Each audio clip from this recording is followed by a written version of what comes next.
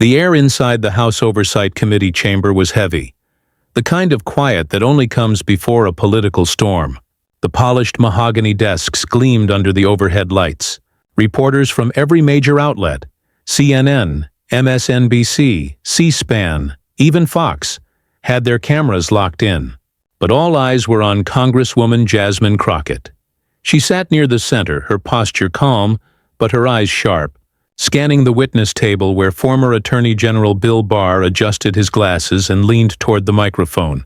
His expression was the same mix of confidence and calculation that had carried him through decades in Washington's darkest corners. This wasn't just another hearing. It was a reckoning. Crockett had come prepared. For days she'd studied reports, reviewed transcripts, and analyzed every statement Barr had ever made about his time under the Trump administration. She knew his style, measured, dismissive, always one step ahead of his critics. But today, that strategy would fail. A murmur rippled through the room as Chairman Comer struck the gavel. "This committee will come to order," he said, his southern drawl slicing through the tension. "Today we continue our investigation into the Department of Justice's handling of classified documents during the Trump administration." Barr adjusted his tie, pretending not to notice Crockett's steady stare. Crockett leaned forward, voice low but clear. "Mr. Barr, I hope you're ready for a real conversation today." The C-SPAN cameras zoomed in. Crockett's expression calm, almost surgical. She wasn't here for theater. She was here for truth. Bill Barr gave a small smirk, that familiar look of condescension he often wore when addressing Democratic members of the committee. "Congresswoman," he said smoothly, "I'm always ready to clarify misconceptions."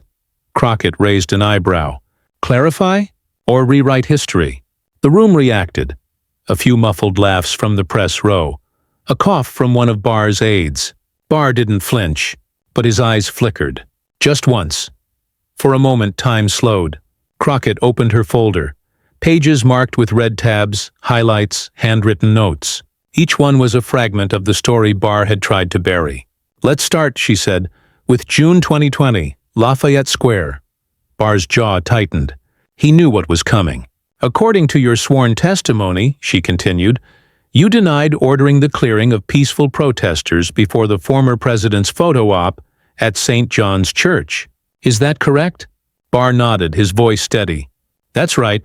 The decision was operational, made by Park Police and security personnel. I had no direct role." Crockett smiled, not the friendly kind, the knowing kind. She turned one of the pages toward him. The camera zoomed closer. "This," she said, "is an internal DOJ memo, signed June 2, 2020, authorized by your office. It specifically references clearing the perimeter for presidential movement. That perimeter was Lafayette Square." The murmurs grew louder now. Even Comer looked uneasy. Barr adjusted his glasses again, his fingers tapping against the desk. "I don't recall signing that memo." "Then maybe you should refresh your memory," Crockett replied, sliding a copy across the table. "Because your signature's right here, next to an authorization code used only by senior-level DOJ staff." The audience gasped. Barr didn't look up. He stared at the paper as if he could burn a hole through it. Behind her calm expression, Crockett's pulse raced. She'd been warned not to go after Barr too hard, that he was too insulated, too connected. But she had facts. And facts had power, especially when wielded with precision. "Mr. Barr," she said softly, "you've served under 2 presidents. You know better than anyone that the Department of Justice should never be used to serve a single man. And yet time and time again, your record shows otherwise." Barr's response was clipped, defensive. "I served the Constitution, not a personality. My actions were consistent with the law." "That's the problem," Crockett shot back. "You redefined lawful to match political convenience." The room erupted again. Journalists scribbling, phones recording, aides whispering. It was the kind of hearing moment that becomes headline history. From the back of the chamber, a low voice whispered, "She's cornering him." And she was. Every line of questioning, every document, every quote, it all built toward a single point: accountability. But this wasn't just about one memo. Crockett knew it. This was about the pattern. The slow erosion of justice under men like Barr who believed the system was theirs to control. "Let me ask you something, Mr. Barr," she said, voice tightening. "When you authorized federal agents to deploy tear gas against American citizens, clergy, journalists, veterans, did you ever stop to think about the Constitution you claim to serve?" Barr leaned forward. "Congresswoman, that's a mischaracterization." "No, sir," Crockett interrupted. "That's reality." The words hit like a thunderclap. Even Barr's allies shifted uncomfortably. For a moment, Barr tried to recover the ground he'd lost. "You're trying to turn a complex security situation into a political attack," he said. "Decisions made in real time." "Decisions," Crockett interjected, "that injured more than 60 peaceful demonstrators. Decisions made so one man could hold a Bible upside down for a photo op." The silence that followed was deafening. Even the cameras seemed to hold still. Barr blinked but didn't answer. Crockett leaned back, her tone calmer now. Surgical precision replacing anger. "This isn't about politics, Mr. Barr. This is about what happens when the rule of law bends to power. When justice becomes a tool for those in charge, rather than protection for the people." The hearing room, filled with decades of political posturing, had never felt so small. Chairman Comer tried to move things along. "The gentlewoman's time has expired." But Crockett wasn't done. "One last thing, Mr. Chairman," she said, turning toward Barr again. "Because I think America deserves to know why you keep pretending you don't remember." She lifted one more document. A chain of emails, stamped confidential, CC'd to Barr's office just 48 hours before the Lafayette Square operation. "I'll submit these for the record," she said firmly. "They show coordination between your office and White House officials. You didn't just know what would happen, you green-lit it." Barr's silence was the loudest thing in the room. As the gavel finally struck, Comer's voice echoed through the chamber. "The committee will recess for 10 minutes, but the hearing wasn't over. Not even close. Because for the first time, Bill Barr looked rattled. Crockett gathered her papers, calm as ever. A staffer whispered something in her ear, but she barely reacted.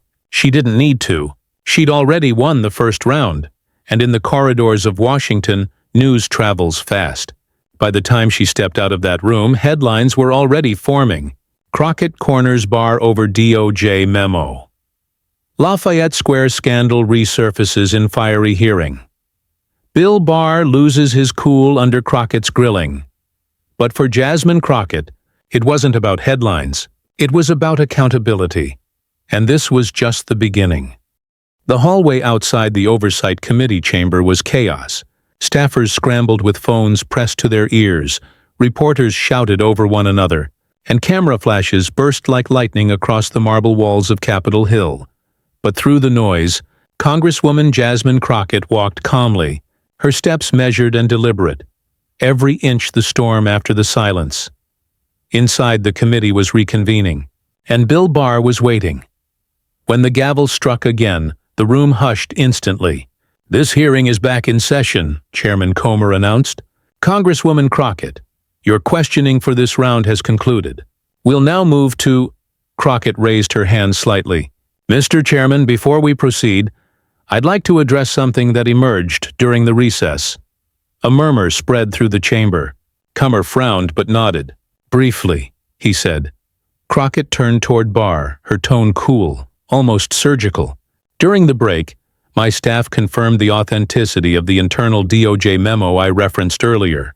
We also received verification from the National Archives that the communication trail between your office and the White House was never logged in the official record." Barr shifted in his chair, the muscle in his jaw tightening. "Congresswoman, I think you're treading into dangerous territory," he said. "Dangerous?" she replied. "You mean truthful?" The audience stirred. Crockett's voice lowered, every word deliberate. "The Department of Justice's own preservation protocols were ignored during your tenure.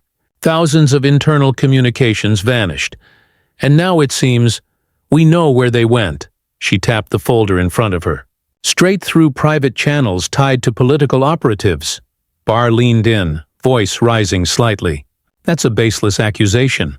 Those communications existed, Crockett cut in, until they didn't. The two locked eyes across the room. A generational, ideological clash playing out under fluorescent lights and live television. Barr had faced countless hearings, endless criticism, but none quite like this. Jasmine Crockett wasn't just reciting talking points. She was building a case. From the back bench, a Republican member tried to interrupt. "Mr. Chairman, the gentlewoman's insinuations are out of order." Crockett didn't flinch. Out of order is when the nation's top law enforcement officer erases a paper trail. Out of order is when peaceful protesters are attacked for a photo op. Out of order is pretending none of this happened because it's politically inconvenient. The room erupted. Murmurs, pen scribbling, cameras whirring. Barr adjusted his glasses again, trying to steady his tone. "Congresswoman, these are matters already investigated and closed." "Closed?" she echoed, raising an eyebrow. "By whom? The same officials who reported to you?" Silence. "No, Mr. Barr," she continued. "They weren't closed. They were buried." A flicker of irritation flashed across Barr's face. "You're grandstanding," he said. "I'm fact-standing," Crockett replied coolly. "And the facts are uncomfortable, I get it."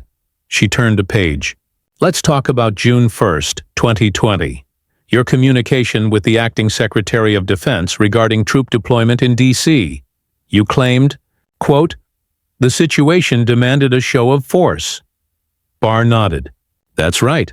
It was a volatile situation." "Volatile," Crockett repeated, "because peaceful citizens were exercising their First Amendment rights." "You didn't de-escalate, you amplified." He frowned. "That's your interpretation."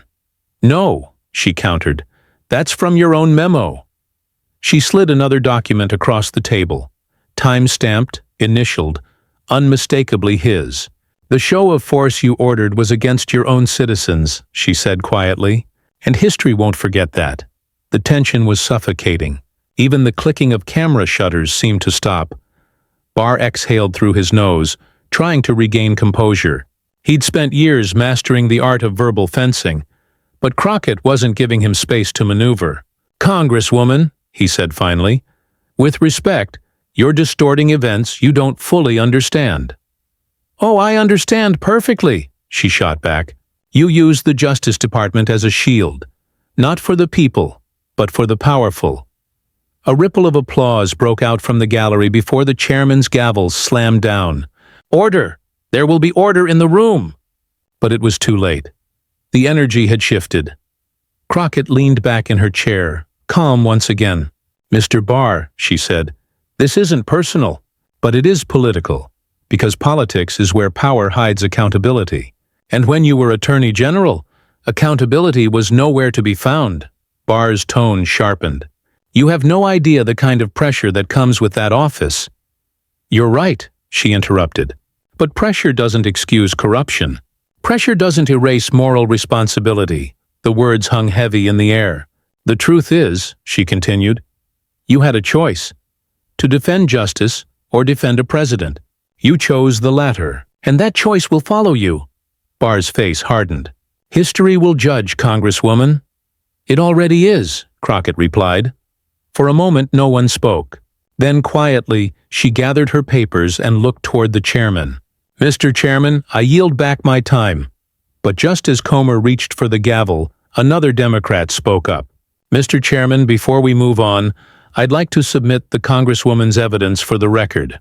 Comer hesitated, but the cameras were rolling. He nodded. "Without objection." Crockett placed the final folder on the clerk's desk.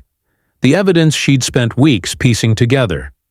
Barr watched silently, his fingers interlocked, the mask of control finally slipping.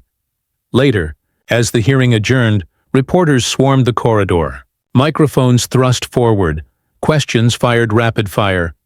"Congresswoman Crockett, do you believe Bill Barr perjured himself? Will you call for a criminal referral? Is this the beginning of a new investigation?" Crockett paused, offering only a measured smile. "The beginning?" she said softly. "No, this is the continuation of accountability." That clip went viral within hours. Millions watched as she spoke. calm, poised, unwavering, while Barr sat in silence. The hashtags trended. Crockett vs. Barr. 1. Accountability now. Justice under fire commentators on every network called it one of the most defining exchanges of the congressional session. Fox called it political theater. MSNBC called it a masterclass in congressional oversight. Twitter called it Crockett's moment. But for Jasmine Crockett, it wasn't about viral clips. It was about what came next. That evening in her office, the lights were dim. Stacks of folders lined the table. Evidence trails, redacted memos, names she recognized from prior investigations. A young aide entered quietly. "Ma'am, that was incredible," he said. "Barr didn't see it coming." Crockett didn't smile. He never does. That's the problem with power. It never expects to be questioned. She closed the final folder, her tone firm. "And we're not done." The next morning, newspapers carried the headline, "Barr cornered. Crockett demands accountability." Inside the DOJ, whispers spread. Officials who had long stayed silent began to reach out, quietly, cautiously, offering documents, leads, confirmations. One note slid anonymously under her office door, read only, "You're right. He signed it." It was enough. Enough to keep digging. Enough to keep fighting. Crockett knew the path ahead wouldn't be easy. Barr had friends in every corner of Washington, judges, donors, insiders. But she also knew something they didn't. Truth, once spoken, doesn't vanish. Days later, during a live CNN segment, she was asked, "Congresswoman, do you think Bill Barr will ever face real consequences?" She looked straight into the camera. Consequences don't always start in courtrooms. Sometimes they start in hearings, on record, in daylight. And that's where I'll keep it. In the light. The audience erupted in applause. As the screen faded to black, a single line appeared. Words Crockett had said during the hearing but were now echoed across the nation. "Power is borrowed.